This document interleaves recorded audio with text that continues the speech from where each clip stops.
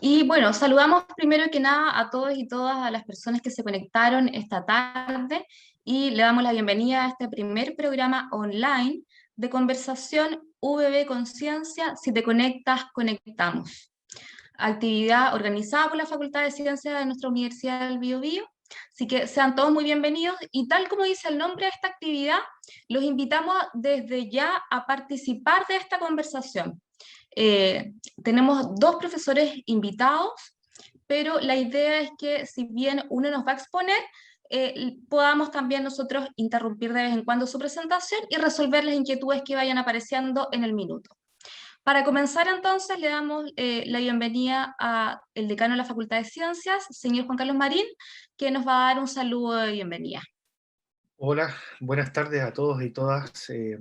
Gracias por estar con nosotros en esta actividad y qué bueno que volvemos nuevamente a estar con este tipo de actividades con la comunidad, con nuestros estudiantes, con el resto de la universidad y fuera de nuestra universidad. Y con un tema tan importante como es justamente el que hoy día nos van a contar Francisco y Janet. Así que no quiero alargar el asunto, solamente quiero agradecer a nuestros expositores, a nuestros participantes y a nuestros organizadores del equipo de la facultad por esta actividad que vamos a nuevamente retomar con ustedes. Gracias, decano. Bueno, contarles también que esta actividad se está transmitiendo por el Facebook Live de la Facultad de Ciencias, así es que darles las gracias y la bienvenida también a quienes nos están viendo. Y bueno, comentarles que si tienen también alguna pregunta, inquietud por el Facebook Live, pueden escribir sus preguntas y yo las voy leyendo. Entonces, comenzamos esta actividad. Como les comentaba antes, tenemos dos invitados. Ambos son académicos del Departamento de Ciencias Básicas de la Facultad de Ciencias, son doctores y además forman parte del Laboratorio de Biología Celular y Molecular. Tenemos como coinvitada a la doctora Janet Vera y quien expone hoy es Francisco Valenzuela. Bienvenidos, profesores. Bueno, la idea de esto es contar un poco y conversar en esta instancia de esta historia olvidada de la melatonina, que es una hormona que en realidad tiene una historia bastante reciente del mundo de la endocrinología. No se conocía tanto sus funciones, sino que las últimas investigaciones apuntan a aproximadamente los últimos 30 años, estamos hablando del conocimiento de esta hormona, y de alguna manera el primer efecto que se le asoció era asociado a la juventud. Y en esta juventud, bueno, en realidad es un proceso un poco más complejo de explicar qué es lo que implica juventud y qué es lo que implica senescencia, pero en realidad la melatonina en los años 90, fíjense que en el año 97, en el año 98, se hablaba como una alternativa para mantener la eterna juventud. Era una cosa bien extraña porque se pensaba en esa época que de alguna manera esta hormona podría eventualmente evitar las consecuencias nefastas que nosotros asociamos al envejecimiento. Y hoy en día, en los años recientes, todavía se sigue hablando como una alternativa. Ya en el año 2009, que es un artículo más que nada de difusión científica, habla de que melatonina todavía se le considera como una alternativa o una fuente de la juventud. Pero esto ha sido en forma histórica, en realidad, como una alternativa para evitar las consecuencias negativas del envejecimiento.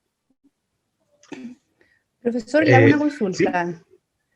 Sí, Con respecto a la historia de la melatonina, hay un mito urbano que dice que, por ejemplo, mucha gente del espectáculo como Don Francisco, Mario Kreuzberger, utilizaban melatonina para poder mantener su ritmo diario de trabajo, para no envejecer y para utilizarla como fuente de la eterna juventud, como nos muestran en sus presentaciones.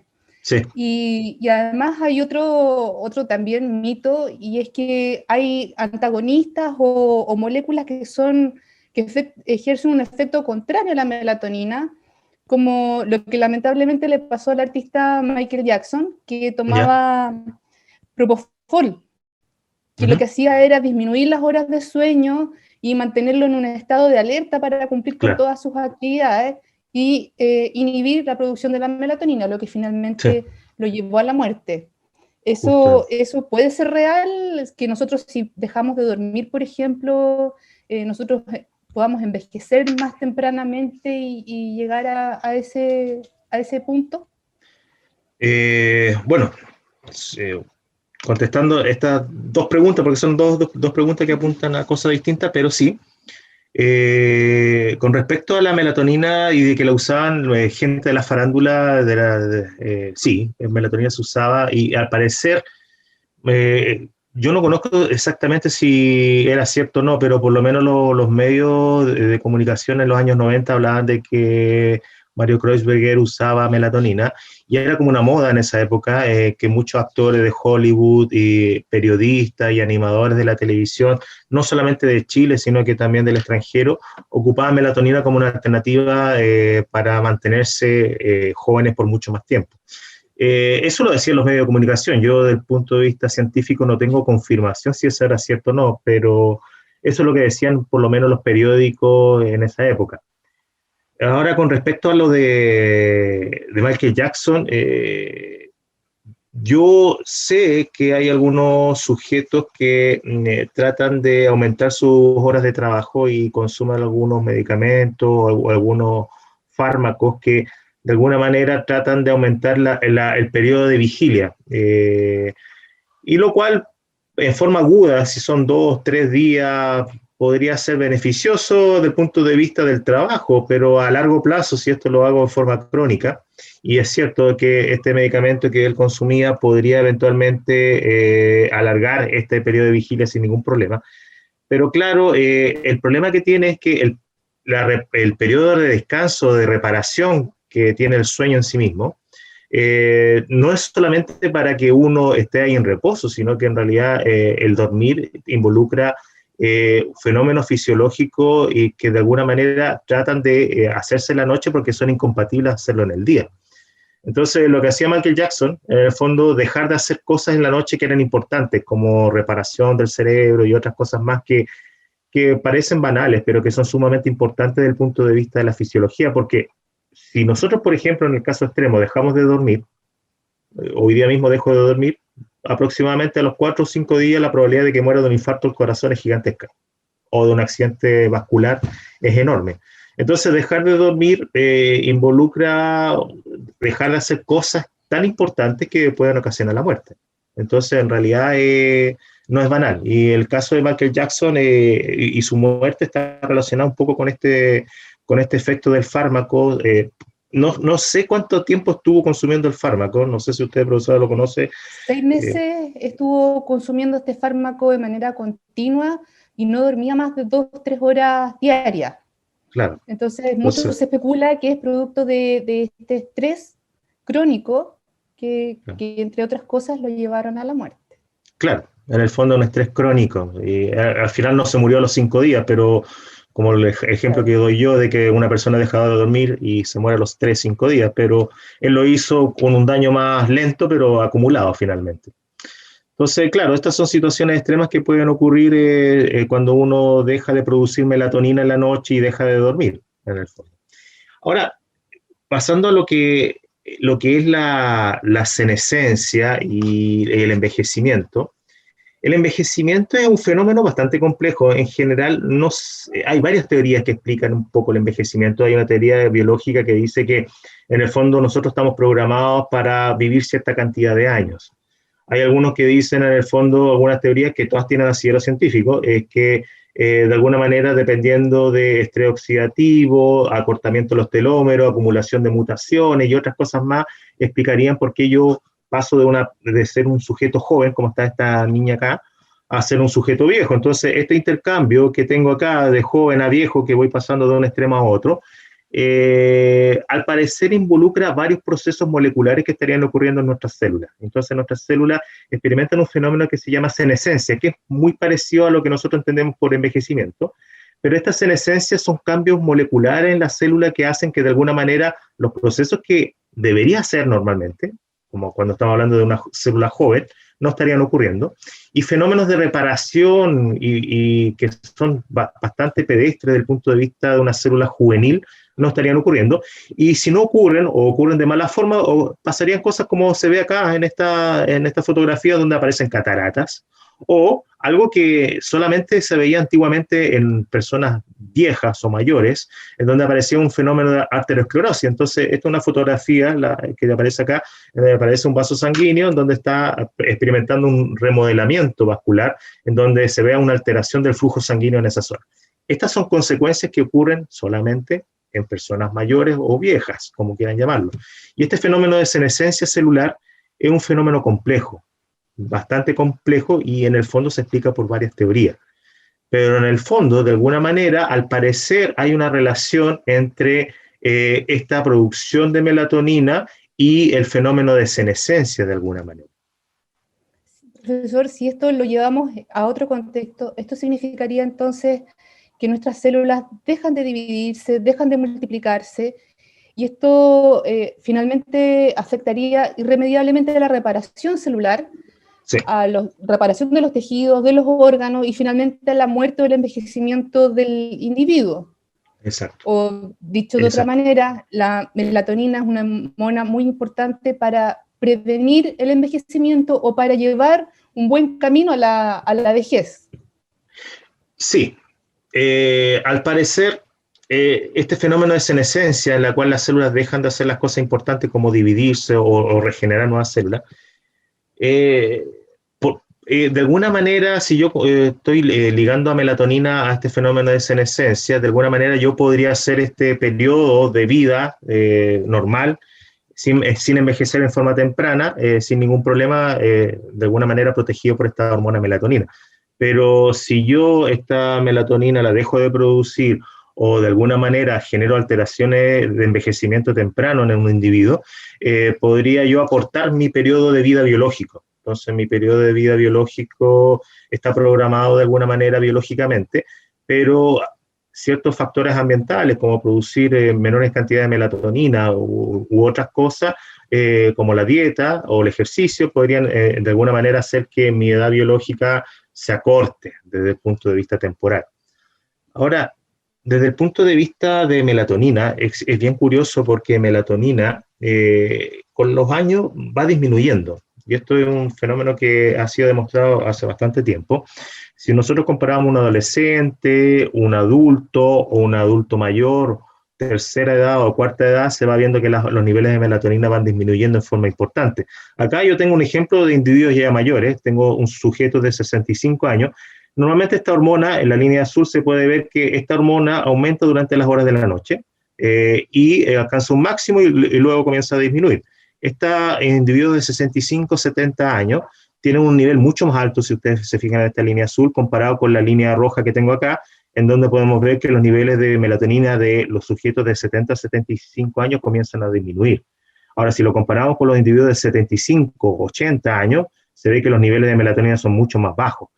Ahora, esta melatonina, recuerden que yo les mencioné que se producía normalmente en la noche, y si nosotros tenemos una menor producción de melatonina en la noche, eventualmente podríamos tener algunas alteraciones en funciones biológicas que son sumamente importantes para un sujeto.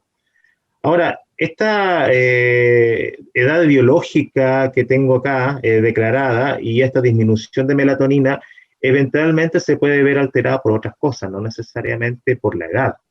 Eventualmente, dependiendo de cómo yo vivo, o dependiendo de cuánto ejercicio hago, o dependiendo de cómo yo tengo mi higiene de sueño antes de acostarme, esto que yo estoy explicando acá, los niveles de melatonina, cómo van disminuyendo en función de la edad, podrían ser peores. O va a depender un poco de cómo yo estoy generando mi entorno de vida. Profesor, entonces, le hago una consulta. Profesor.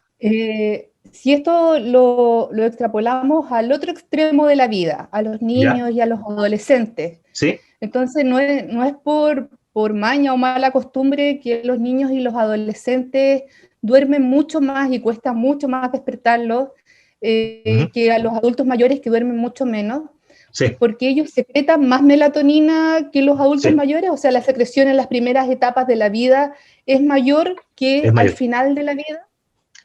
Sí, esta producción de melatonina en los niños es mucho mayor comparada con los viejos.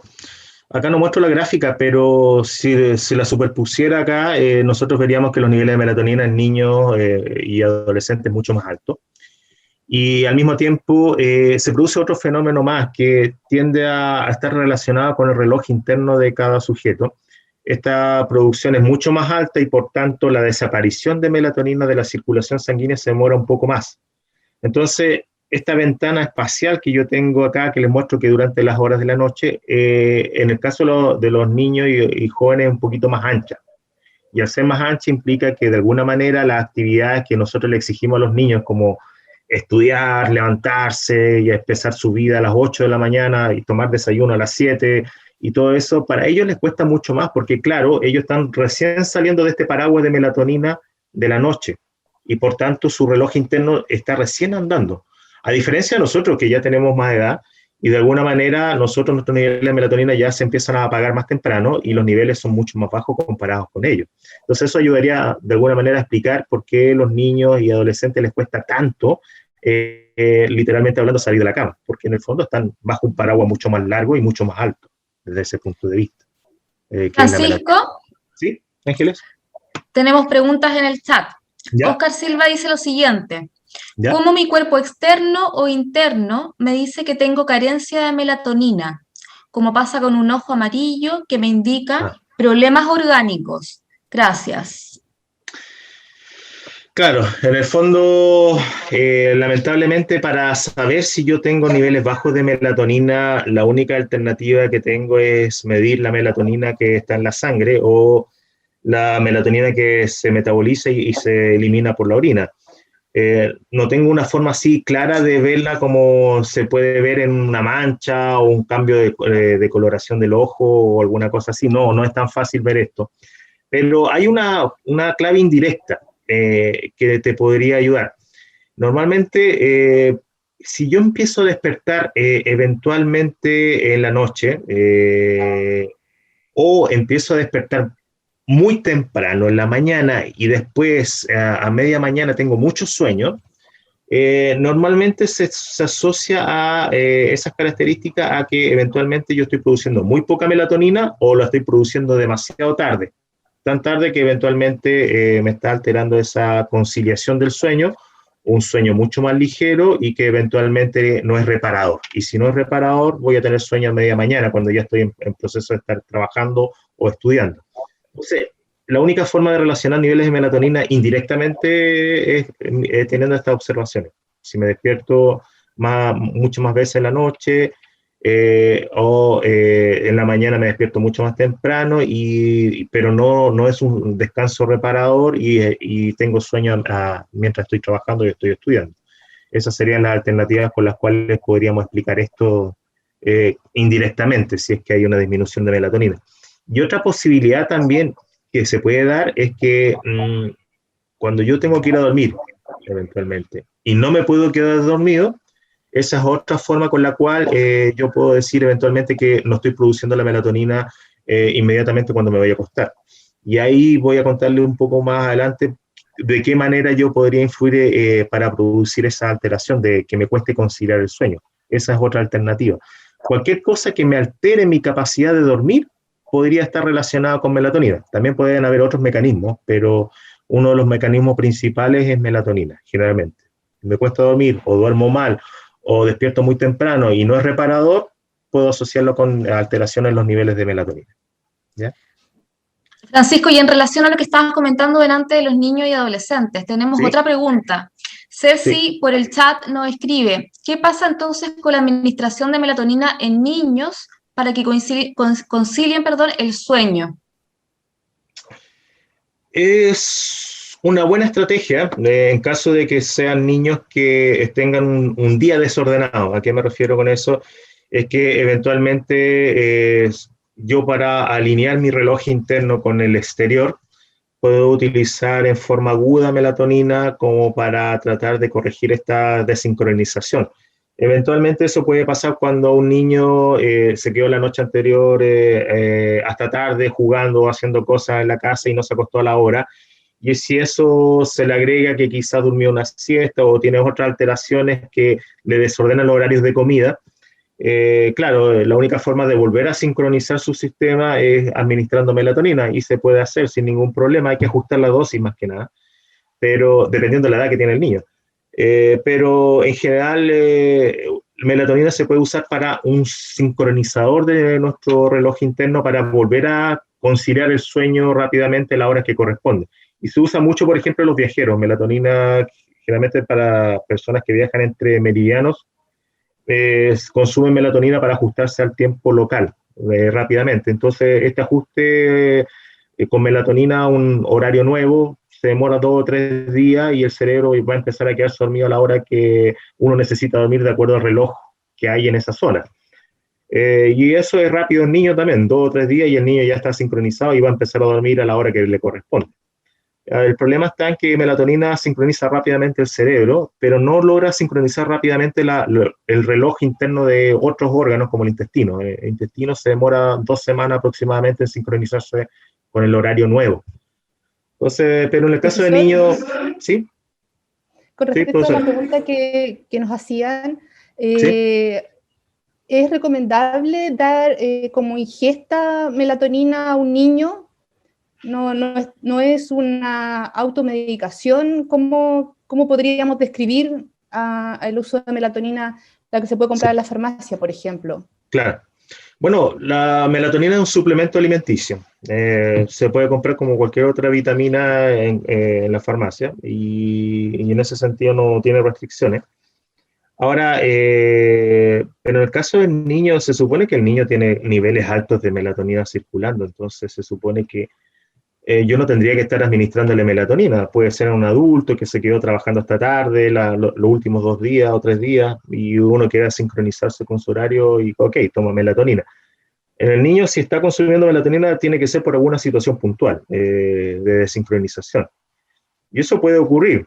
Se puede administrar melatonina, el farmacéutico va a decir, tómese la mitad de la dosis de melatonina para si es un niño, pero el cuestionamiento sería ¿por qué el niño está consumiendo melatonina? ¿Por qué se está sincronizando? Porque se supone que si nosotros cuidáramos el sueño de nuestros hijos, de nuestros niños, se supone que ese niño debería tener un horario establecido, claro, de a qué hora acostarse, a qué hora puede ver televisión, a qué hora tiene que comer, a qué hora tiene que levantarse, porque desde el punto de vista de su crecimiento es sumamente importante que el niño tenga horario, desde ese punto de vista. Se puede administrar melatonina sin ningún problema. Entonces, antes de recomendar el uso externo, digamos, de melatonina, es mejor partir con una rutina de higiene del sueño con el niño, Exacto. con una rutina ordenada en el día de ejercicio, de alimentación, Exacto. un horario al cual acostarse y 0 luz para poder dormir y así estimular la secreción interna de melatonina que, como bien relataba, es muy alta en niños y adolescentes. No necesitaríamos esta ayuda en un niño justamente en una situación de no enfermedad, digamos, una situación fisiológica normal. Exacto, los niños en estricto rigor producen grandes cantidades de melatonina y en ese sentido ellos no tendrían problemas de sueño como le pasa a un anciano de 75 años. Entonces lo podemos administrar en forma exógena cuando es una cosa puntual, sin ningún problema, pero se supone que en forma crónica consumir melatonina en niños no es necesario, porque en realidad ellos la producen por toneladas en el sistema. No tienen problema de producción de melatonina. Una persona como nosotros, adultos, ya uno puede, por el estrés del trabajo o otras cosas más, que se queda trabajando hasta tarde, ya podría consumirla porque tiene una necesidad que está ligada con su trabajo, su sistema laboral, pero niños se supone que no debería. Ahora, yo puedo decir que yo a mis hijos de veces, cuando los quiero sincronizar porque se han desordenado, les he dado melatonina, pero eso ha sido en formas puntuales, no en forma crónica. No tengo problema. Francisco, y tenemos otra pregunta acá por el chat, siguiendo la misma línea. Carolina nos pregunta, ¿y qué pasa con los niveles de melatonina en los adolescentes y jóvenes que duermen muy poco, producto de estar conectados a pantallas durante la noche? ¿Qué consecuencias puede tener esta situación? Buena idea. Mira, justamente muy buena. Déjame poner tengo una siguiente diapositiva, me voy a saltar una diapositiva, yo creo. Es eso, justamente lo que está preguntando esta chica. Carolina. Carolina, ya. Mira, es muy buena la pregunta. Esto es atingente para todos, no solamente para esos jóvenes. Normalmente la iluminación artificial, las pantallas del computador, las pantallas del celular, la pantalla del televisor LED clásico o lo que sea iluminación moderna que estamos hablando, tienden a emitir un rango de luz azul. Y esa luz azul es captada por unas células particulares en la retina que de alguna manera inhiben la producción de melatonina. Entonces, la luz de la calle, la luz LED que tengo aquí en mi casa, la pantalla, el televisor y todo, y si esa luz artificial a la cual estoy expuesto se prolonga por muchas horas en la noche, lo que va a ocurrir es esto, que esa luz artificial me va a producir que la melatonina normal que yo tengo acá, que se produce, como yo les había mostrado antes, sin ningún problema, que son las líneas sólidas que tengo acá, negras sólidas, la que tengo alta acá. Si yo estoy expuesto a una luz azul, lo que ocurre es esto, este fenómeno que tengo la línea punteada abajo. Se produce mucho menos melatonina y al final esa producción de melatonina está corrida porque yo estuve expuesto a una fuente de luz azul durante las horas de la tarde-noche.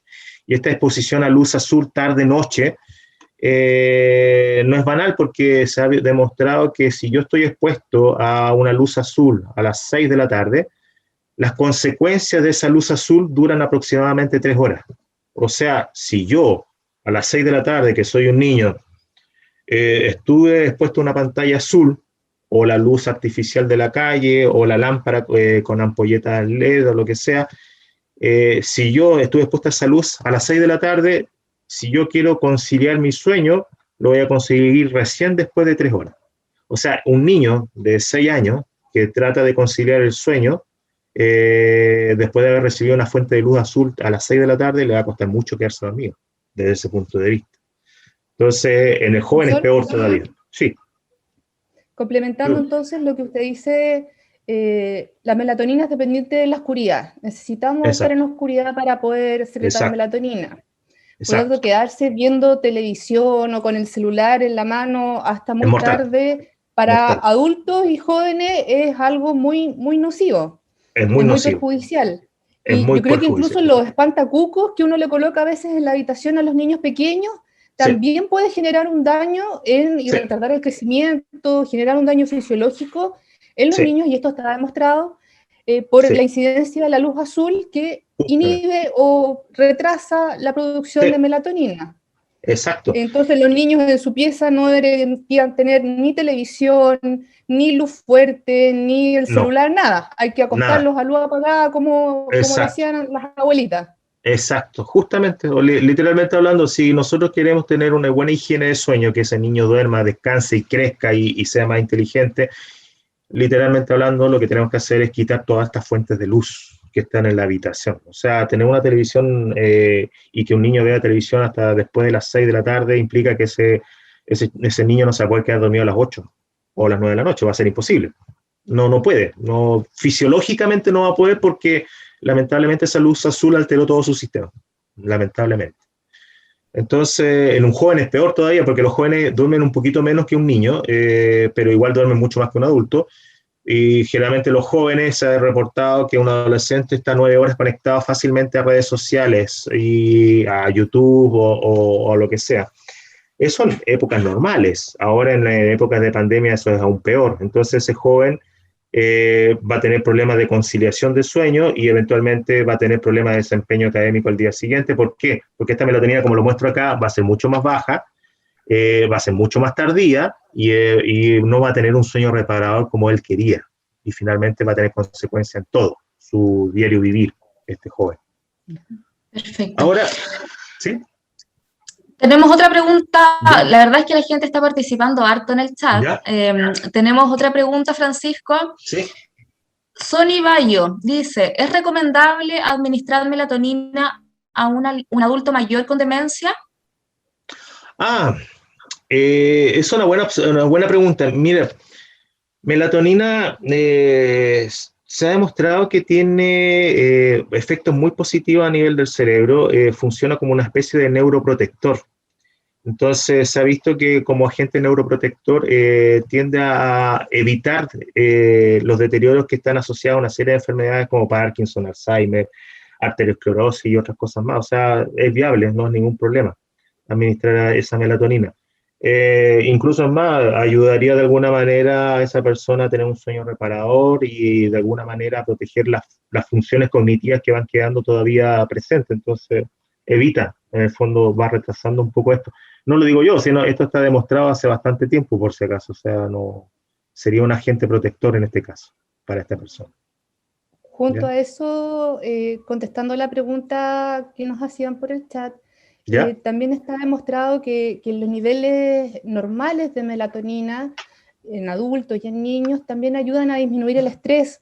Por lo Sí, tanto, quizás el profesor Francisco nos puede explicar un poco más esto. justamente. Este adulto mayor que tiene demencia y que se le puede administrar melatonina durante la noche, durante el día, quizás va a tener un comportamiento o Justamente. un estar desde el punto de vista de su temperamento mucho más estable que si no estuviera utilizando melatonina.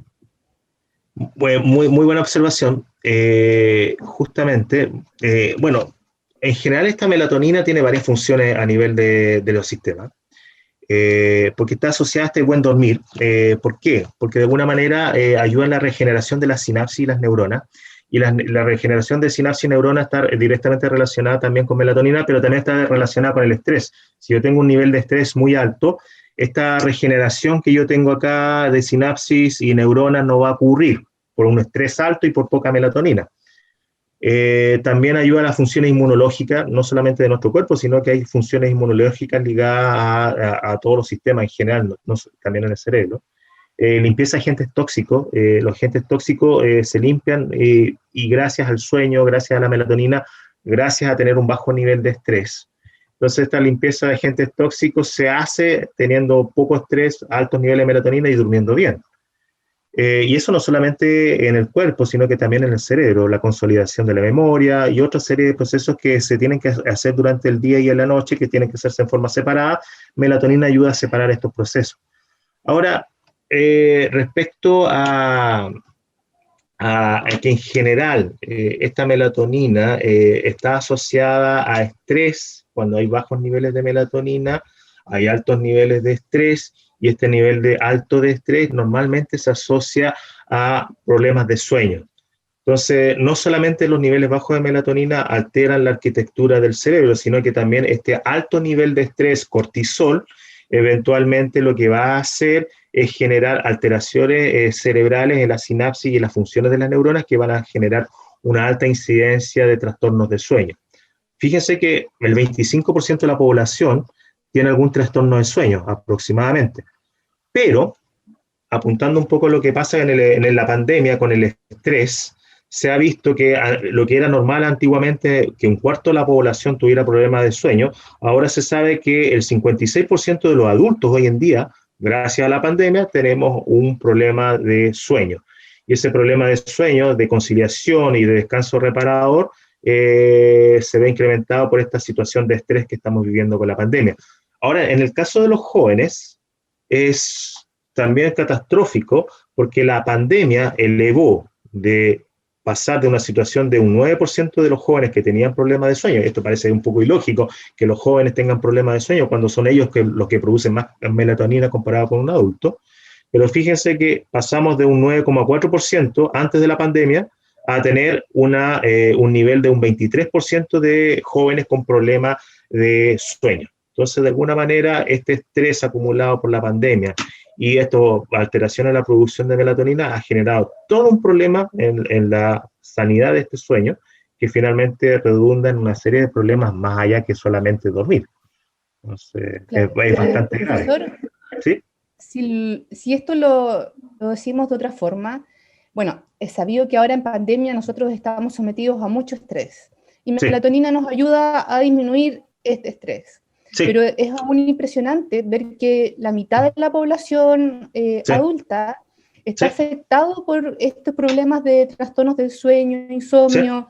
También podemos asumir con irritabilidad, con trastornos del ánimo, justamente, justamente. incidencia de depresión, ¿Sí? producto de que, Envejecimiento temprano también. claro, Esto envejecimiento temprano, quizás más tardíamente en algunos estudios veamos en unos 5 o 10 años más mayor incidencia de cáncer. sí, Todo podría ser. esto relacionado con que ha cambiado nuestro horario de trabajo, nuestro horario que nos levantamos, que nos acostamos, estamos más expuestos a la luz, a las pantallas, ahora todo se hace a través de la pantalla que nos emite esta luz y que en el fondo nos está inhibiendo la secreción de esta hormona que es tan importante para mantener nuestra salud. Justamente, o Profesores, sea, sí. Consulta, ¿Ya? Justamente con lo que estamos conversando también. Natacha González dice, ¿hay alteraciones de la producción de melatonina en las madres de bebés muy pequeños, los cuales tienen varios despertar nocturnos? Está hablando, me imagino, de los recién nacidos. Bueno, es una buena pregunta. El recién nacido, entre el mes, desde que nace hasta el mes 3 aproximadamente, no produce melatonina. Y al parecer, durante ese periodo, que es un periodo de ajuste de este recién nacido, no se sabe por qué tiene que haber ausencia de melatonina durante esos primeros 3 meses. No se entiende todavía mucho la fisiología. Nosotros hicimos hace unos años atrás, yo no personalmente, sino que participé en los experimentos con otros profesores, y vimos qué pasaba si nosotros administrábamos melatonina en ese estadio en ovejas, porque era la única forma de hacerlo. Y se sabe que melatonina en ese periodo no es bueno que haya presencia en exceso de melatonina, como estamos acostumbrados a lo que ocurre en el adulto o en los jóvenes. Al parecer, esos microdespertares que se producen en los recién nacidos, los primeros 3 meses, se debería a un fenómeno de desincronización del organismo por ausencia de melatonina, y esa sincronización que requiere ese recién nacido, de alguna manera la entregaría la madre a través de sus actividades, a qué hora le da la leche, y de alguna manera ese proceso de madurez cerebral que va experimentando el recién nacido, finalmente haría que este niño ya no experimentara estos microdespertares y molestias a las horas no adecuadas para uno, porque en el fondo recién a los 3 meses comienza a producir la melatonina. Pero ¿para qué sirve esa ausencia de melatonina en ese periodo? No se entiende muy bien, no se sabe. Nosotros hemos dado melatonina en ese periodo en oveja y vimos que en realidad, en vez de ayudar al recién nacido, lo perjudicamos desde el punto de vista de la fisiología. Entonces, no se entiende bien por qué, y todavía no hay suficiente investigación para decir para qué sirve. Sí. Desde lo que se sabe con los recién nacidos, es evidente que ellos, al tener, por ejemplo, un estómago tan pequeño, la cantidad de alimento, la ingesta que ellos consumen, les dura muy poco tiempo. Por eso los bebés despiertan muy, muy seguido. No es porque no tengan una buena higiene del sueño o porque carezcan de melatonina, sino es porque su estómago es realmente muy, muy pequeño, del porte de una ciruela, de una guinda, y ahí cae muy poca leche o muy poco de lo que nosotros le podamos dar. Por lo tanto, eso se va a consumir rápido y eso va a hacer que el bebé tenga hambre muy pronto, en 3 horas. Algunas madres dan libre demanda, otros pediatras recomiendan cada 3 horas que se le dé alimento al bebé, y es por eso que los niños pequeños despiertan muy seguido. No es porque tengan alguna desincronización a nivel del cerebro de la melatonina. O sea, lo que se sabe, por lo menos en ese sentido, es que los bebés de los primeros 3 meses no producen melatonina y sus ritmos están desordenados en ese sentido. Pero hay una relación también con la cantidad de alimento, como dice la profesora. Entonces, es un fenómeno que no se entiende bien el recién nacido. La fisiología del adulto se entiende, de los jóvenes y de los niños se entiende, pero del recién nacido es un periodo bastante difícil para estudiar. Más complicado. Es mucho más complicado, no se entiende muy bien. En mujeres embarazadas sí hay mucho más estudio. Sí, mujer embarazada, algo se entiende del feto, pero esos primeros 3 meses, si ustedes buscan la información de lo que pasa en esos primeros 3 meses en cualquier sistema, no solamente en la melatonina, se sabe muy poco de la fisiología de esos primeros 3 meses. Profesores, tenemos más preguntas en el chat y vamos a tratar de contestarlas todas. Cecilia Jiménez pregunta, ¿el tipo de etnia y sexo influyen en la producción de melatonina?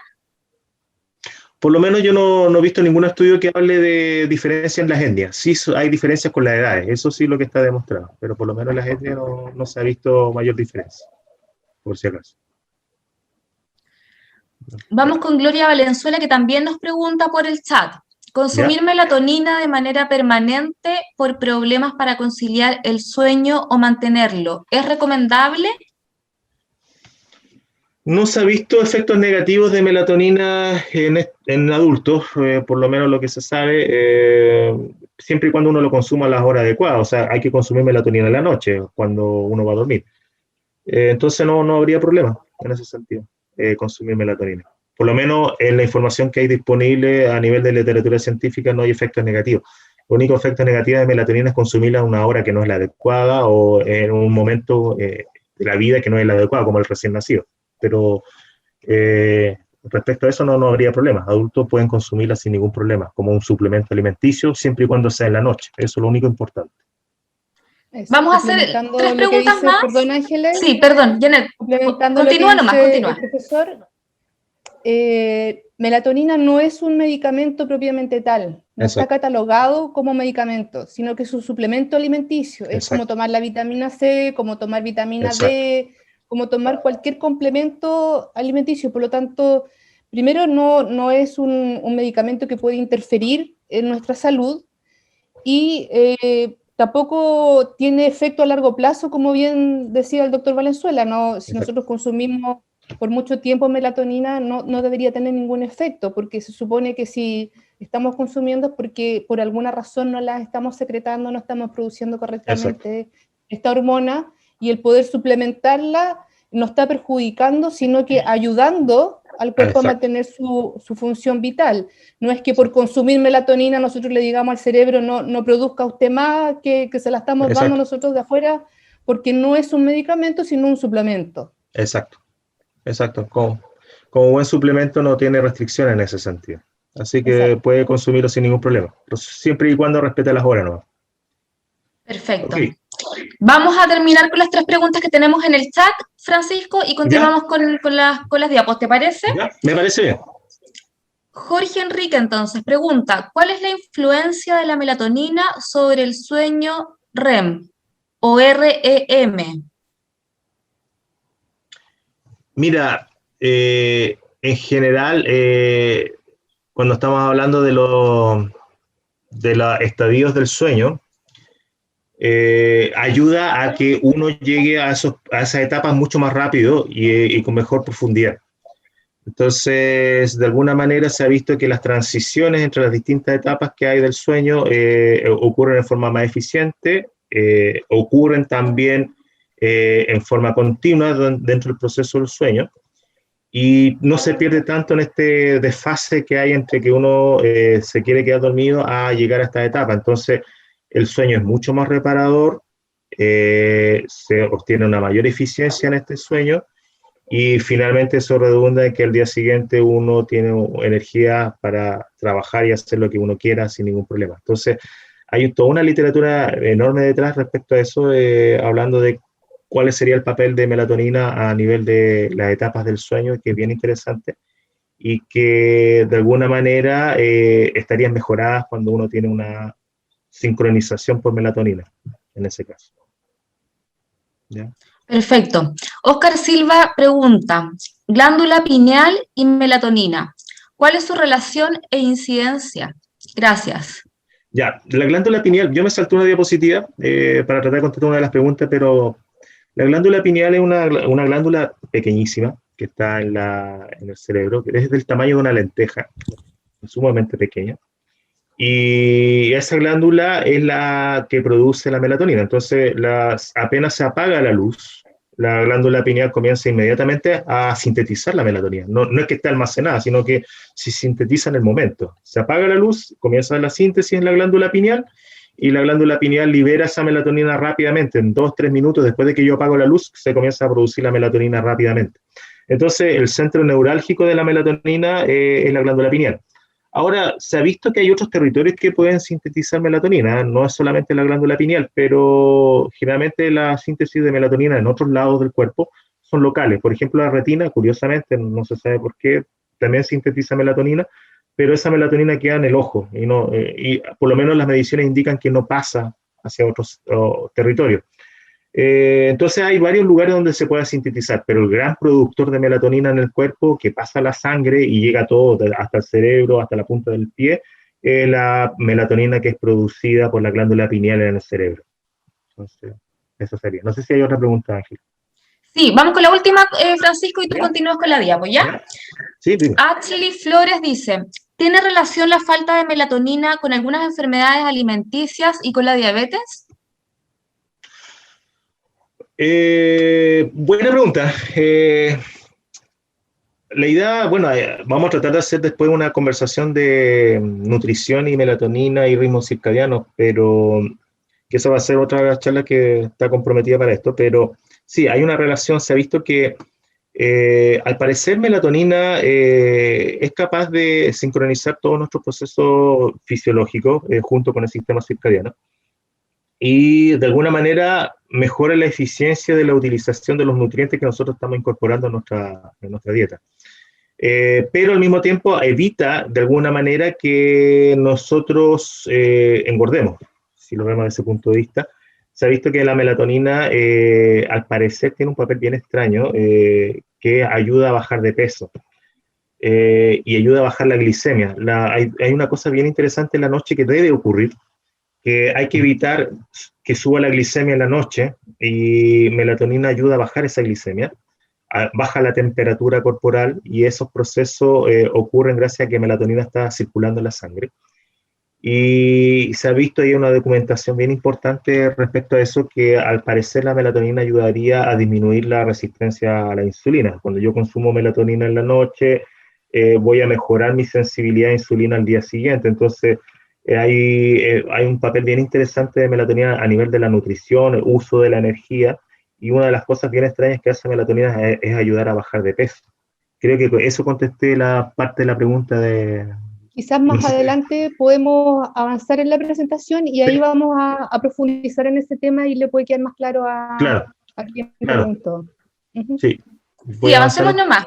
Ya. Avancemos y después seguimos contestando las preguntas por chat. Bueno, mire, justamente aquí hay una diapositiva que habla de una senescencia temprana que puede ocurrir. Un elemento es el estrés. El estrés al cual estamos sometidos, ya se ha documentado hace muchos años, desde la Segunda Guerra Mundial, que el estrés produce senescencia temprana. Y uno de los agentes que produce el estrés es el cortisol. El cortisol, que es producido por la glándula adrenal, puede generar efectos sistémicos en todos lados, y una de ellas es la senescencia temprana, si es que está siendo producido en forma crónica. Si en forma aguda, el cortisol lo que nos hace es permitirnos responder en forma más rápida a las necesidades del medio ambiente. Cuando estamos trabajando, si yo tengo un estrés y tengo que hacer una presentación en 2 o 3 horas, claro, el cortisol me va a ayudar a tratar de sacar la presentación en 2 o 3 horas más. Pero si ese cortisol lo tengo en forma constante, todos los días, es un desastre desde el punto de vista biológico. Acá nosotros inducimos un estrés en forma artificial en pacientes que tenían tumores en la glándula adrenal o tumores en el riñón, y tenían que hacer una cirugía de extracción completa de toda la estructura. Pero antes de hacer eso, lo que nosotros hicimos con estos pacientes fue imitar el estrés. Se les dio ACTH, que es la hormona que estimula la producción de cortisol en la adrenal. Pero había, para saber si melatonina era capaz de evitar este estrés o exceso de producción de cortisol con ACTH, nosotros dimos previamente melatonina. 30 minutos antes de dar la ACTH, que es la que imita el estrés o induce el estrés en el fondo, dimos melatonina, y nosotros observamos algo bien curioso. Cuando dábamos melatonina, que son los puntos negros, melatonina tenía un nivel de producción de cortisol mucho más bajo comparado con los que recibieron el placebo. Estos pacientes que tienen el placebo, o sea, solamente tienen la estimulación por estrés y no hay melatonina, fíjense que tienen un nivel de producción de cortisol un 20% más alta que los sujetos que reciben melatonina. Entonces, esta diferencia es sumamente importante desde el punto de vista del estrés. Entonces, bajar un 20% es importante, considerando que estos pacientes que tienen un tumor en la adrenal, que producen kilos de cortisol, kilos de una hormona que produce estrés. Ahora, este estrés y esta melatonina y este efecto de inhibir el estrés y de proteger el sistema en general, también se ha visto en otros sistemas, no necesariamente a nivel de cortisol. se ha visto que en el parto prematuro y en la preeclampsia, al parecer una alteración de la melatonina y una alteración del sistema circadiano están asociados a un alto riesgo de desarrollo de parto prematuro y de preeclampsia. Y esto fue un artículo bien viejo y ahí contestamos una de las preguntas que hizo una de las personas, en donde nosotros recopilamos la información con la profesora Vera y la publicamos, en donde decimos que alteraciones de la melatonina y alteración del sistema circadiano aumenta el riesgo de desarrollar parto prematuro y preeclampsia. Es una publicación bastante vieja, creo que era del 2015 o 2016, ya no me acuerdo exactamente, ahí está la publicación. Entonces, de alguna manera, estrés, cortisol y alteraciones de los otros sistemas por ausencia o disminución de melatonina puede redundar en el desarrollo de una serie de enfermedades y una senescencia temprana, obviamente, eventualmente. Profesor, ¿Sí? en este contexto, algo que nos llamó mucho la atención cuando nosotros en el laboratorio realizamos este estudio es que el estrés se puede, entre comillas, controlar o reducir con la ingesta de melatonina. Sí. Algo muy importante en estos días donde estamos sometidos a tanto estrés y a tantos estresantes ambientales. Sí. Por lo tanto, vimos que melatonina puede prevenir daños tan relevantes como lo que nosotros hicimos en esta publicación, que son partos prematuros inducidos por estrés, pero esto también se puede extrapolar a otros fenómenos biológicos inducidos por estrés. Por lo tanto, melatonina sí cumple ese rol de prevenir o controlar estos pulsos de estrés independiente de dónde vengan. Exacto. Muy buena observación, porque una alternativa para disminuir el estrés es consumir melatonina. Cuando uno tiene un problema de estrés laboral y uno tiene problemas de conciliación de sueño y uno sabe que tiene eventualmente elevados los niveles de cortisol y de ACTH, uno puede consumir melatonina. Melatonina lo que hace es ir a la glándula suprarrenal en la noche y inhibir las enzimas que son encargadas de la síntesis de cortisol. Entonces, al día siguiente, ¿qué es lo que va a pasar? Cuando se disminuya, ¿no es cierto?, la producción de melatonina, pero empieza a aumentar la producción de cortisol, que es la hormona que nos prepara para despertarnos en la mañana, esos niveles van a ser un poco más bajos de lo que hubiera sido si es que no hubiera estado melatonina. Se sabe que si yo suprimo melatonina, los niveles de melatonina, su ausencia en el fondo, genera una elevación significativa en la producción de cortisol, gigantesco. Entonces, una forma estratégica de inhibir ese cortisol es consumiendo melatonina, también, no es ningún problema. Claro. Es una hormona antiestrés, si lo vemos desde ese punto de vista. Francisco, ¿y es lo mismo que tomar, por ejemplo, Melipaz o valeriana? Este es un efecto directo. El Melipaz cumple una función un poco menos potente, porque la melatonina va directamente al centro neurálgico del estrés, en este caso, que es la producción de cortisol. Ahora, melatonina no solamente tiene una acción a nivel de cortisol, sino que también va a la arquitectura del cerebro y mejora la conectividad sináptica y el efecto de serotonina y otros centros cerebrales que ayudan de alguna manera no solamente a disminuir el estrés por cortisol, sino que también a disminuir el estrés a nivel cerebral, mejorando la conectividad y los efectos de serotonina también. Entonces, cumple varios papeles esta melatonina, no solamente a nivel de la adrenal. Entonces, es mucho más potente que el Melipaz. Sí, complementando un poco lo que dice el doctor Valenzuela Ángeles, Melipaz o valeriana o melisa o el agua del Carmen que se toma para reducir la ansiedad, para reducir el estrés, tienen funciones que son puntuales o periféricas con respecto a la disminución del estrés. Melatonina, como bien nos ha explicado el doctor Valenzuela, tiene un efecto central que va desde la producción del cortisol, que es la hormona del estrés, hacia adelante. Por lo tanto, la primera línea para contener o detener el estrés es melatonina. Ahora, si queremos como tapar o poder reducir los efectos colaterales de ese estrés, podemos tomar melisa, valeriana o otras cosas, la hierba de San Juan, por ejemplo, que ayuda para trastornos del ánimo, de depresión, cansancio. Pero si nosotros queremos disminuir el estrés, es lo que nos ha explicado el doctor Valenzuela, es melatonina. Melatonina, fabulosa, mucho más potente que esto, que los otros alternativos. Y además que cumple una función protectora también en otro sistema, entonces en realidad es, como estrategia, una estrategia ideal para el estrés y mejorar el sueño también. Ojo, que a propósito que estamos hablando de estrés, el cortisol, curiosamente, no me pregunten por qué, pero es parte de la senescencia. En los sujetos mayores, adultos mayores, el cortisol comienza a aumentar en la circulación. Si ustedes comparan a un adulto de 20, 30 años y lo comparan con una persona de 70 años, se van a dar cuenta que los niveles de cortisol en ese sujeto, tanto en el día como en la noche, puede llegar incluso a tener una diferencia de un 50%. O sea, el viejo va a tener un 50% más de cortisol circulando en la sangre que un joven. Parece que parte del envejecimiento también está ligado a cortisol. Y si nosotros estamos consumiendo melatonina en forma exógena, podríamos atenuar estos efectos negativos de cortisol, eventualmente, también. Entonces, Francisco, es un fenómeno complejo. ¿Sí? tenemos una primera pregunta por Facebook Live. ¿Ya? Karina Birchmeyer pregunta lo siguiente.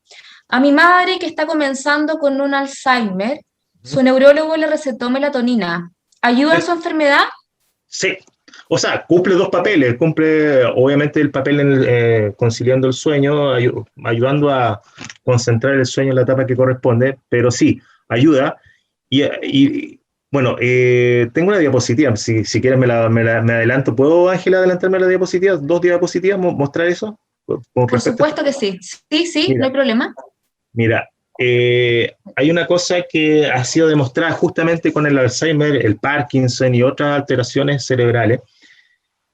Se ve que melatonina tiene un papel antiinflamatorio potente en general, no solamente en el cerebro, sino que en los pulmones, incluso se postula como una alternativa en la hipertensión pulmonar, pero en el caso del Alzheimer cumple un papel antiinflamatorio importante, eso ya está demostrado hace bastante tiempo, y también tiene un papel antioxidante. Estas dos acciones de melatonina en el cerebro, que son funciones protectoras del cerebro, en el caso del Alzheimer sería muy importante porque ayudarían a evitar de alguna manera que este Alzheimer progrese más rápido. Funcionaría como un agente protector. Entonces ayudaría a proteger un poco esas neuronas que están comprometidas.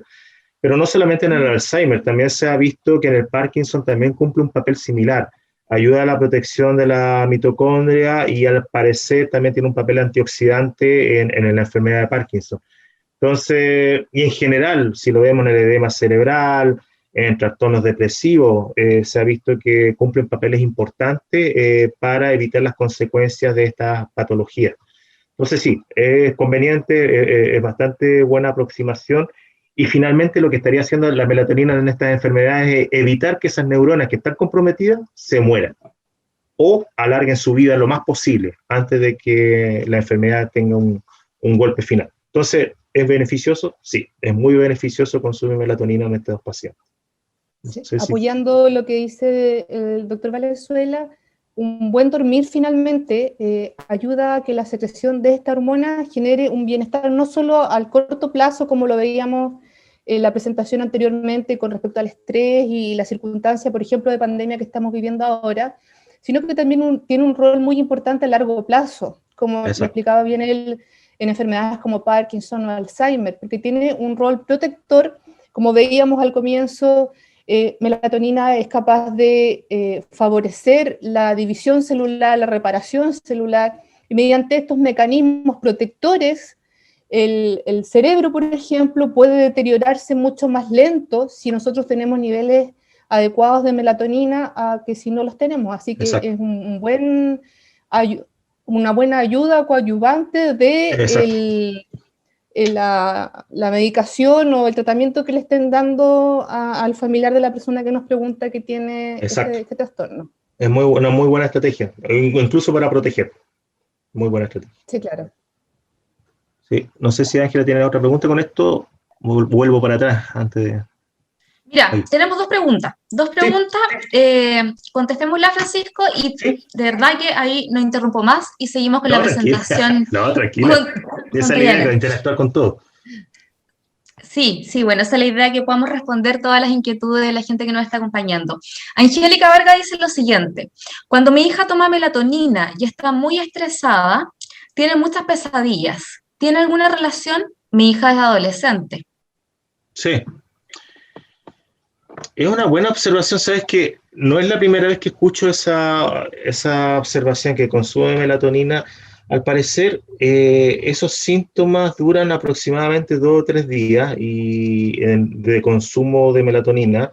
Al parecer, estas personas que están demasiado alteradas en su sistema, al parecer funciona como una especie de, ¿cómo lo digo?, de golpe, melatonina para el cerebro, y de alguna manera genera un ajuste tan potente en estos sujetos que al parecer produce pesadillas. Y no es la primera vez que lo escucho. Una explicación de por qué no lo tengo. No he sabido, no ha aparecido nada en la literatura que explique por qué eventualmente en estos sujetos que consumen melatonina y se asociaría a pesadillas. Pero sí quizás podemos relacionarlo, doctor, con lo que nos preguntaban antes de los ciclos REM. Podría ser. Melatonina favorece a que nosotros podamos entrar rápidamente en esta etapa de sueño profundo. Por lo tanto, si una persona ha estado suprimida de sueño profundo durante mucho tiempo, eso va a hacer que su cuerpo desconozca esta nueva etapa de sueño profundo y pueda inducir pesadillas que ocurren en esa etapa, lo cual fisiológicamente sería normal. Sería que la persona se está ajustando de nuevo a caer en este sueño profundo, que es el sueño reparador y que contiene todo lo que el profesor nos ha explicado. Así que no me asustaría si tiene pesadillas, si está teniendo un buen dormir, si igual logra conciliar las horas del sueño durante la noche. Profesor, no sé si... Ahora, esto dura como 2 o 3 días, o sea, desde que empieza a consumir melatonina. Después de eso se normaliza, se supone que esto debería desaparecer, se supone. Por lo menos lo que he visto yo en los casos es eso, se tiende a disminuir las pesadillas y después ya no aparecen, pero parece que en esos 2 o 3 primeros días, al parecer, como dice la profesora, ese desbarajuste en el sistema hace que de alguna manera ocurra esto, por lo menos lo que se ha visto. Pero en general no se ha estudiado mucho ese tema, la verdad. Es un tema nuevo que ha ido apareciendo en los últimos años. Y esto es una hormona que tiene una historia de investigación fisiológica que tiene 30 años, no más de eso, considerando que la endocrinología tiene una historia muy antigua. Entonces, melatonina es un tema reciente desde ese punto de vista. Bien. Ya, tenemos otra pregunta por el chat. Después, de verdad que después de esta pregunta seguimos con la presentación. Ian dice lo siguiente, disculpe, ¿cuál es el ratio entre la velocidad de producción de melatonina y los gramos generados? Generalmente, melatonina, si lo vemos desde el punto de vista de la circulación sanguínea, en concentración alcanza su nivel máximo aproximadamente entre las 2 y las 3 de la mañana. Pero la liberación de melatonina es sumamente rápida por parte de la pineal. Estamos hablando de que si entramos en oscuridad a partir de las 8 o 9 de la noche, supongamos que alguien se acostó a las 9 de la noche, estos niveles van incrementando rápidamente entre las 9 y las 12 de la noche, entonces llegamos a un nivel máximo a esa hora. Pero la melatonina se libera inmediatamente, en 2 o 3 minutos, apagada la luz, comienzas a producir melatonina. Tú puedes medir la liberación de melatonina 2 o 3 minutos después en la sangre sin ningún problema.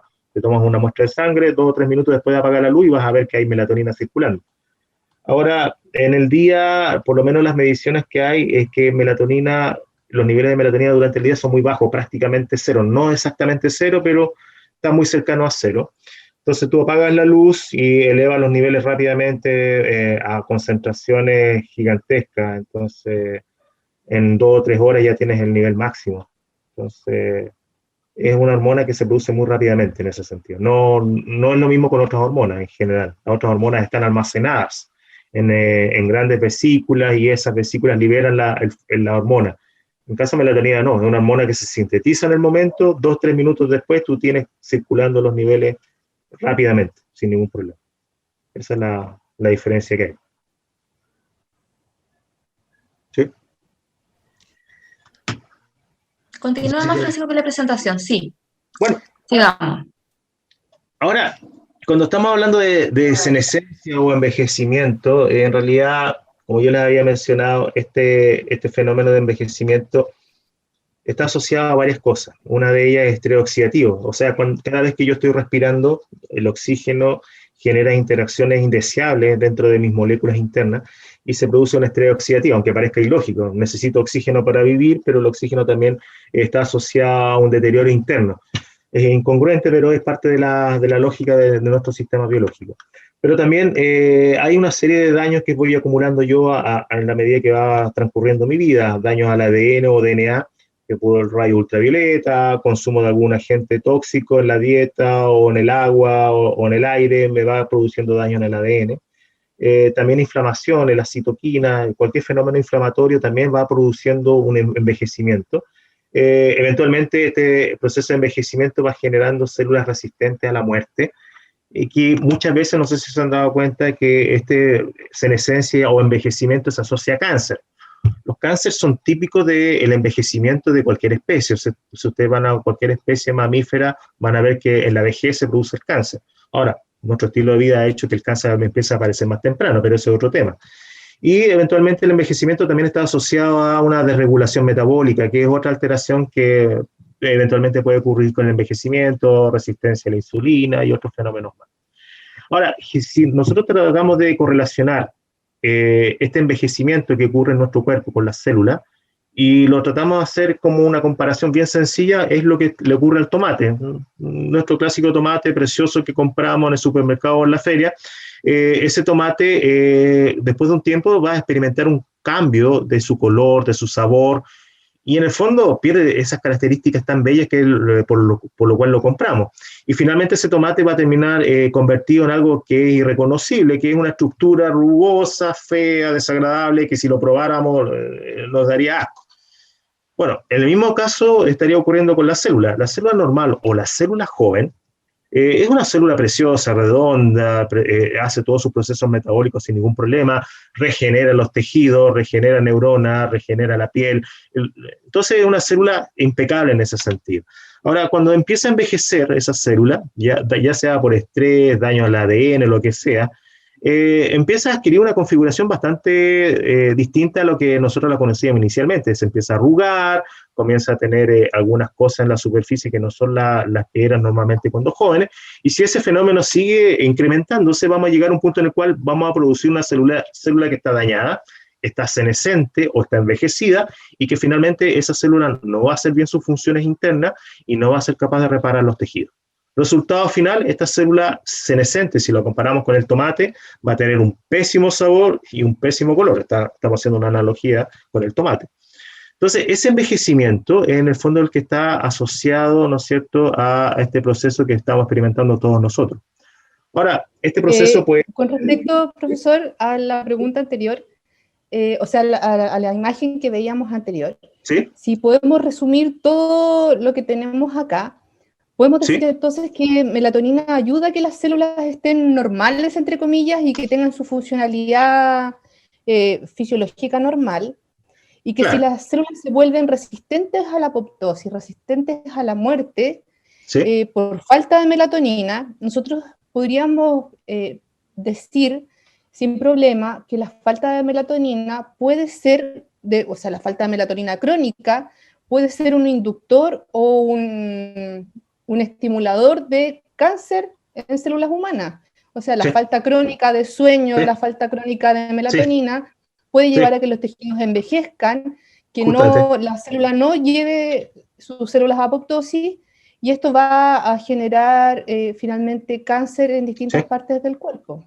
Justamente, por lo tanto, el buen dormir y el buen descanso no solamente tiene que ver con el comportamiento que nosotros tengamos al día siguiente, sino que estamos hablando de cosas tan importantes como el desarrollo de un cáncer si nosotros no cuidamos la higiene del sueño. Justamente, normalmente lo que tú dices es exacto. Ausencia de melatonina o reducción de melatonina, aumento de cortisol, alteración de todos los sistemas, ausencia de melatonina va a producir estrés oxidativo, daño al ADN. Se van a acumular una serie de cosas que al final va a redundar en que va a ser una célula más envejecida o más senescente, y redundando finalmente en que vamos a producir un cáncer más temprano. Entonces Claro, ese en el cáncer más corto plazo. temprano es lo que se está viendo hoy en día. O sea, uno ve la estadística, un cáncer típico que se presentaba a los 60 años, ahora lo estamos viendo a los 30. Y eso sí que es anecdótico. La diabetes que se presentaba a los 50 o a los 40 años, ahora la estamos viendo en chicos de 14 años, como para hacer la analogía no solamente con el cáncer, sino que también con los trastornos metabólicos. Es Claro, grave. y quizás le podemos echar la culpa a este aparato que los niños utilizan y que están mucho frente a las Justamente. pantallas y eso puede generar daños tan graves a largo Es, plazo como esto. exacto, exacto. Entonces están ligados de esa manera. Ahora, desde ese punto de vista, algo bien sencillo, pero que es bien bonito desde el punto de vista de que se ha hecho con animales, es algo que uno puede medir la senescencia o el envejecimiento en la sangre. Yo me puedo tomar una muestra de sangre y medir una serie de marcadores moleculares y puedo decir si mi edad biológica coincide con mi edad que realmente tengo en este momento, o sea, desde el punto de vista cronológico. Entonces eso se ha hecho en animales, se sabe muy bien, se puede hacer en humanos y se puede saber más o menos la edad cronológica si coincide con la edad biológica. Pero una forma de alterar la edad interna es, por ejemplo, los experimentos que se han hecho en ratas, en donde se le ha sometido a una dieta rica en grasa. Una rata, en vez de darle el pellet normal, se le da mucha grasa para que consuma. Y ya se sabe que esa rata va a engordar, así que no voy a profundizar en ese tema, se va a volver más gorda, va a producir un tejido adiposo más grande, etcétera, etcétera. Pero a nivel cerebral se produce un fenómeno bien curioso en esa rata más gorda. A nivel cerebral se sabe que la senescencia en el cerebro de estas ratas que son más gordas aumenta la ansiedad y aumenta la acumulación de grasa, pero no la grasa corporal, sino que la grasa en ciertas zonas de los ventrículos del cerebro. Entonces, este cerebro no solamente está más viejo, sino que es más ansioso, más histérico o más estresado, y al mismo tiempo tiene una gran acumulación de grasa, y ocurre algo lamentable también. Ese cerebro, por exceso de consumo de grasa, disminuye su regeneración neuronal. ¿Lo puedo revertir? Sí, porque si yo bajo la grasa en el sistema, puedo generar una disminución de la senescencia o el envejecimiento, la ansiedad, acumulación de grasa también disminuye y se restablece la regeneración neuronal. Ahora, ¿cómo revertir? Bueno, obviamente una forma es bajando de peso o consumiendo menos grasa, pero también hay otros mecanismos con los cuales yo había mostrado esta diapositiva de acuerdo a una pregunta. En función de los mecanismos que utiliza melatonina para evitar algunos efectos que se ha visto en algunas enfermedades como Parkinson, Alzheimer, edema cerebral y otras patologías, de alguna manera se sabe que melatonina podría inhibir senescencia del cerebro, en este caso de estos ratones que están envejecidos, utilizando los mecanismos que ya han sido descritos para las otras enfermedades como Parkinson, Alzheimer. Protección de mitocondria, acciones antioxidantes, acciones antiinflamatorias, mejorar la perfusión de sangre al cerebro, también es una acción que aquí no está citada, pero que también nosotros hemos publicado que es capaz de hacer melatonina, haciendo que de alguna manera este envejecimiento de este cerebro no ocurra o ocurra más lento. Entonces, esos mecanismos comunes que tiene melatonina para esta enfermedad podría de alguna manera estar interviniendo en el cerebro de nosotros en este momento, cuando estamos produciendo melatonina. Ahora, melatonina, tengo que cruzarlo porque melatonina de alguna manera cumple un papel fisiológico haciendo acciones directas sobre las células, pero también cumple una función horaria que ayuda al sistema circadiano a sincronizarse. ¿Por qué? Porque melatonina ayuda a organizar de alguna manera las funciones que nosotros hacemos durante el día, no solamente para dormir, y por eso es esta diapositiva. Fíjense que se sabe que nosotros tenemos una serie de funciones internas que ocurren a ciertas horas del día, como la presión arterial o la frecuencia cardíaca son más altas durante el día, o la temperatura corporal se eleva a las 6 de la tarde, el pic de temperatura corporal es a las 6 de la tarde. Esas funciones fisiológicas internas que van a ocurrir a ciertas horas del día son organizadas por el sistema circadiano, pero el sistema circadiano no sabe si afuera es de día o de noche. ¿Cómo yo voy a saber la hora internamente? Gracias a melatonina. Melatonina le dice al sistema que es de noche y su ausencia le dice que es de día. Entonces, melatonina cumple varias funciones, no solamente una función antioxidante, antiinflamatoria o de mejorar el sistema de organización del sueño, sino que también le dice la hora a nuestro cuerpo. Entonces, melatonina cumple papeles fabulosos y multifacéticos en varios sistemas. ¿Por qué? Porque gracias a esta señal luminosa de luz, oscuridad que nosotros estamos expuestos normalmente a través de la retina, nosotros somos capaces de organizar nuestros sistemas internos, no solamente del cerebro, sino que también de todo nuestro cuerpo, corazón, hígado, o incluso hasta la placenta, a través de esta hormona melatonina. Y con eso somos capaces de organizar las funciones de acuerdo a la hora del día. Entonces, melatonina no es solamente para el sueño, sino que cumple otras funciones más, y que están ligadas a, eventualmente, a retrasar un poco la senescencia en algunos casos. Entonces, ¿cuáles son estos papeles protectores o roles anti-envejecimiento que tiene melatonina? Bueno, protege contra el estrés oxidativo, contra los radicales derivados del oxígeno, protege de las consecuencias de la inflamación, no solamente ligadas a patologías cerebrales, sino que cualquier fenómeno inflamatorio podría ser revertido o atenuado por melatonina, inhibe la acumulación de grasas y el aumento de peso. La acumulación de grasa no solamente corporal, sino que también la acumulación de grasa en los ventrículos del cerebro, que podrían tener efectos nefastos en la función del cerebro, y el aumento de peso corporal, que se ha visto también en función de una pregunta que me hizo alguien, que se ha visto que ayuda a disminuir de peso. Y algo que es bien importante, que es sumamente importante, y nos cansamos de tratar mucho acá, pero hace algo bien interesante. Melatonina ayuda a sensibilizar a las células tumorales o cancerosas a morir. Por algún motivo, no se sabe muy bien por qué ocurre, melatonina ayuda a las células tumorales a morir. Pero no directamente, sino que el fármaco que nosotros usamos en la quimioterapia tiene un efecto mucho más potente cuando hay un sistema que está expuesto a melatonina. Entonces, de alguna manera, melatonina cumple un papel favoreciendo la muerte de las células tumorales. Pero esa acción no ocurre para las células normales. Es bien raro el efecto. En las células normales, Profesor, la protege. Dígame, profesor. con respecto a esto, es como bien complejo de entender, porque por una parte, melatonina tiene un efecto protector en las células sanas, como ya lo veíamos anteriormente, y que ayuda al cerebro a prevenir de Parkinson, Alzheimer, y por ejemplo, las dietas ricas en grasas, que son muy ricas las grasas, pero favorecen la acumulación de sustancias tóxicas, generan trastornos de ánimo, como la ansiedad, la depresión, incluso la demencia. Sí. Y en esta pandemia que estamos sometidos a estrés, todos estos problemas se han visto alterados o manifestados en la población. Sí. Pero por otro lado, aquí vemos un efecto que no habíamos visto antes de melatonina, y es que sensibiliza a las células que tienen cáncer para morir. Por lo tanto, nuestro bienestar en general estaría cubierto con esta hormona, porque es como si supiese cuáles células son beneficiosas y cuáles hay que resguardar, y cuáles células son malignas y cuáles deben entrar a apoptosis y deben morir. Exacto. Yo sé que esto todavía no se sabe y no se ha estudiado y no se tiene una respuesta de cómo puede diferenciar una célula de otra, pero sí es súper interesante mencionar que tiene este doble rol, y es como si pudiera ser un agente encubierto dentro de nuestro cuerpo para detectar qué es lo bueno para mantenerlo y qué es lo malo para poder sustraerlo del sistema. Bueno, esa es una de las cosas que es bien curioso, porque hay muy poca información. Es una molécula dual, como que un agente encubierto. Esa característica que menciona la profesora es una de las cosas que hace dudar a la comunidad de esta hormona, porque parece demasiado buena para ser cierto, porque normalmente en el área biomédica siempre uno trabaja con algo que siempre tiene un efecto colateral, normalmente.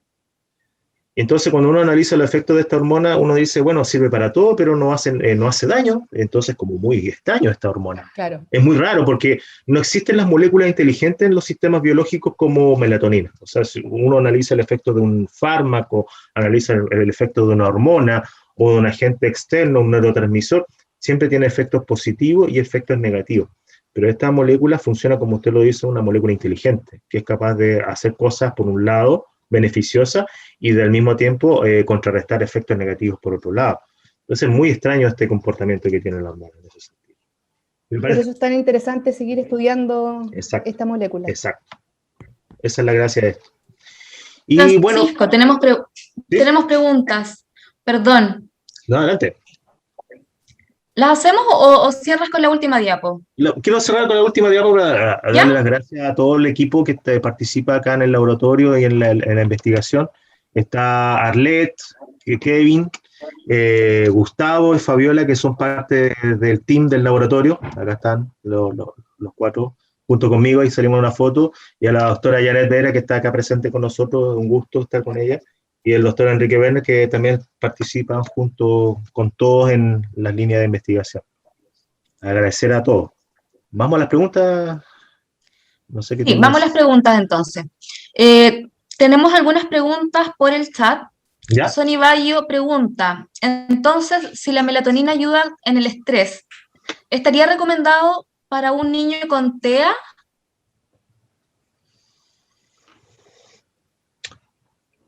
Buena pregunta. No lo sabría contestar en ese caso específico, porque no tengo información respecto a esa condición. Ahí sí que no sabría contestar. Si No me sé si usted, permite profesora. intervenir, profesor, Sí. yo tengo experiencias cercanas de niños ¿Ya? con TEA ¿Ya? y no se recomienda el uso de melatonina, porque para tratar conductualmente a los niños con TEA, lo primero que se utiliza es la psicoterapia y el apoyo emocional, la contención conductual y emocional, antes de pensar en alguna regulación fisiológica. La regulación fisiológica es el segundo o tercer paso de un abordaje médico eficiente del TEA. Entonces sería como una tercera etapa o ya como una carta de emergencia. La Claro, emergencia. el usar melatonina en niños con TEA. Primero es lo conductual, primero es el apoyo psicoemocional y luego ver si hay algún problema ya a nivel del sistema nervioso central o a nivel hormonal. Perfecto. Celeste Córdoba, desde el Facebook Live, nos pregunta, usted mencionó que ayuda a bajar de peso.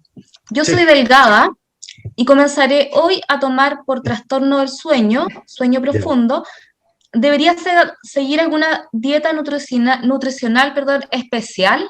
Sí, bueno, siempre uno tiene que ajustar la ingesta calórica y la composición en función de lo que uno hace en el día. Eso tiene que hacerle una evaluación nutricional. Pero al mismo tiempo, aparte de hacer esa evaluación nutricional, y bueno, de hacer un chequeo endocrinológico, porque también puede estar asociado a otra alteración también de pasada, pero sí, ayuda, está demostrado en dietas, cuando se administra melatonina, hace una acción bien extraña melatonina en la mitocondria, genera no un agujero, pero en la mitocondria es la fábrica de electricidad o de energía del sistema. La mitocondria, cuando hay melatonina presente, es menos eficiente produciendo energía. Y por tanto, al ser menos eficiente produciendo esa energía, yo consumo la misma cantidad de calorías, pero claro, produzco menos energía y tengo menos energía disponible para sintetizar grasas en el sistema. Es una acción que fue recientemente descubierta, si no me equivoco, 3 años atrás, fue los artículos que aparecieron respecto a eso. El mecanismo. Antes no se sabía, se había visto en forma clínica que bajaban de peso, pero no se sabía por qué. Y hace 3 años se descubrió. Complementando lo que dice el profesor, para las personas que tienen una ingesta de grasa no adecuada, melatonina puede ayudar a resolver algunos problemas de sobrepeso leve, no sobrepeso crónico. Exacto. Pero en personas delgadas, donde se supone que su metabolismo está bien coordinado porque su ingesta está bien relacionado con su gasto, melatonina no debería tener un efecto adverso sobre esa persona, porque ya está regulada. Exacto. Ya tiene una regulación con respecto a la ingesta y el gasto. Eso. Por lo tanto, de no tener otra enfermedad concomitante como diabetes o otro problema metabólico, yo no tendría problema en utilizar melatonina como inductor o como ayuda para los trastornos del sueño, en el caso de la persona que nos preguntaba que era muy delgada. Exacto.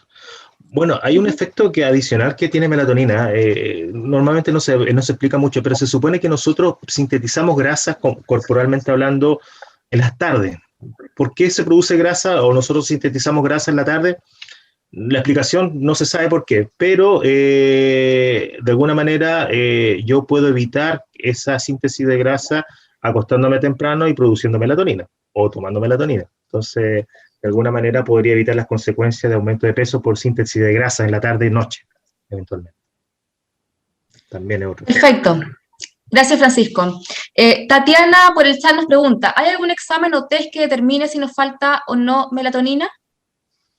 No, o sea, se puede pedir la medición en laboratorio, eso lo puede pedir el médico, solicitar el examen y uno puede saber.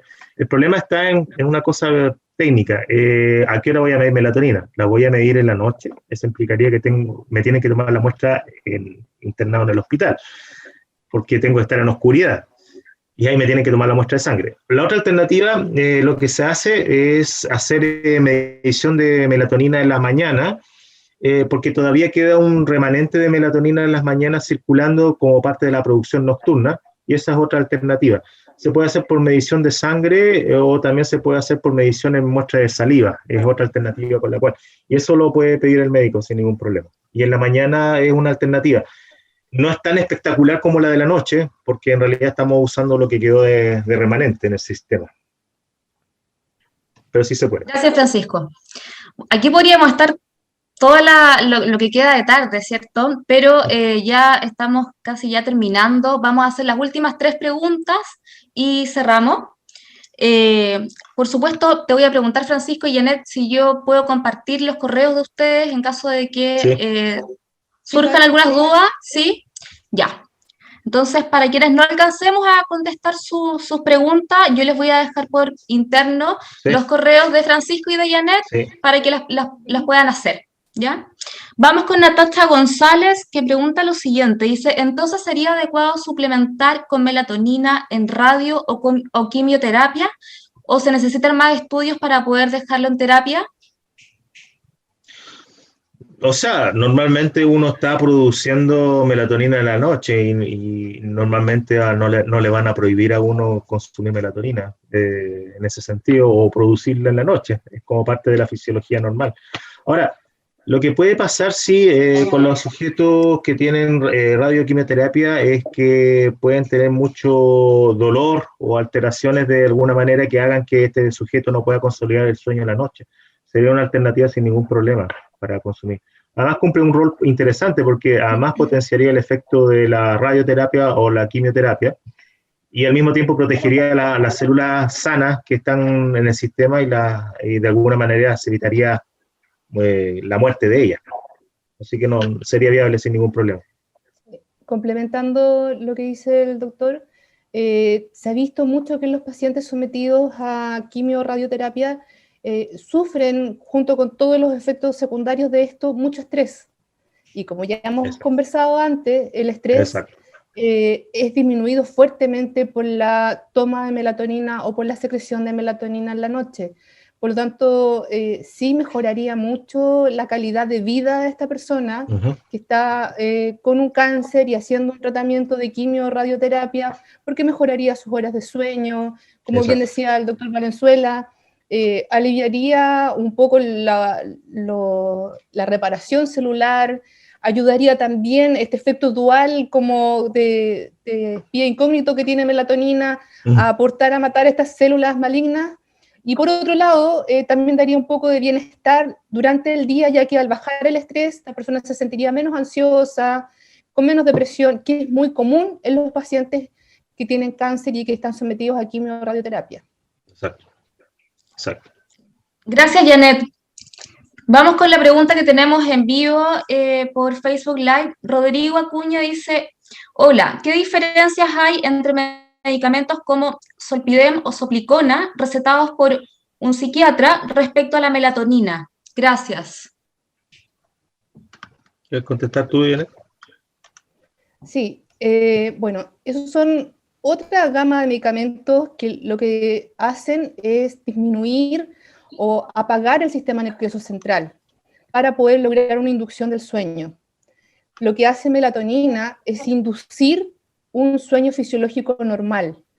Por lo tanto, si nosotros tomamos cualquier inductor del sueño, como, no sé, clonazepam, o cualquier de las líneas de inductores del sueño que muchos se están ocupando ahora en pandemia, es otra vía de regulación. Lo que hace es apagar el sistema nervioso central y por lo tanto incluso tendría un efecto negativo sobre melatonina, porque al apagar el sistema nervioso central yo también estoy inhibiendo la producción de melatonina.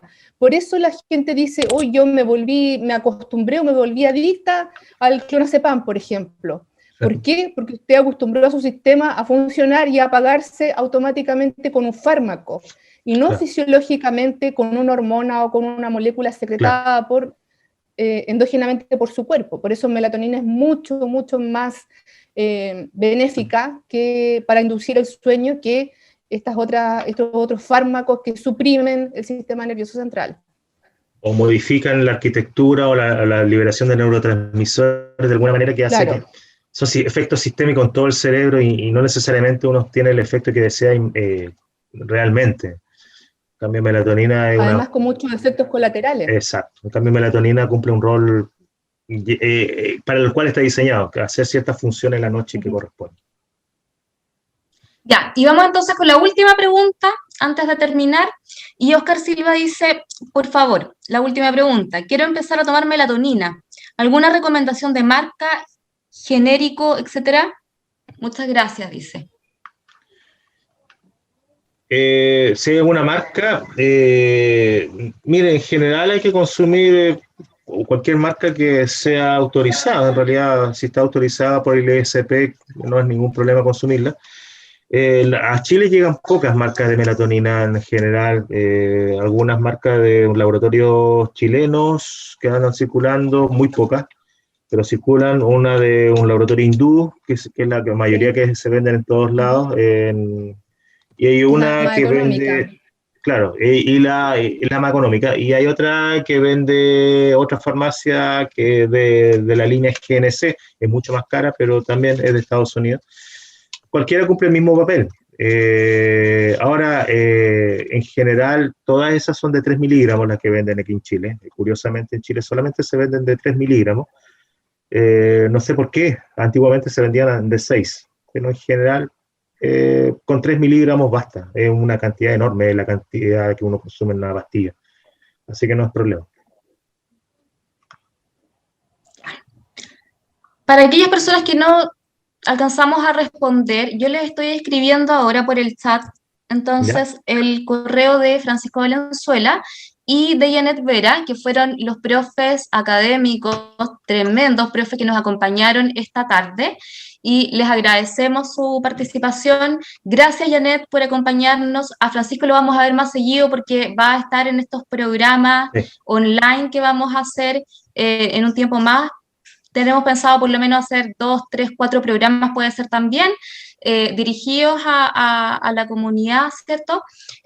Así es que antes de terminar, queremos agradecerles nuevamente a nuestros 2 profes y a todas las personas que nos acompañaron esta tarde, que se conectaron, y también a aquellos que estuvieron presentes a través del Facebook Live de la Facultad de Ciencias, Universidad del Biobío.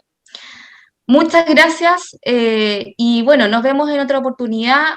Las personas que ya se inscribieron no necesariamente lo pueden hacer para las próximas actividades, ¿ya? Nosotros tenemos la base de datos, así que les vamos a enviar, además de la gráfica promocional de las actividades que vienen, les vamos a enviar automáticamente el link de conexión.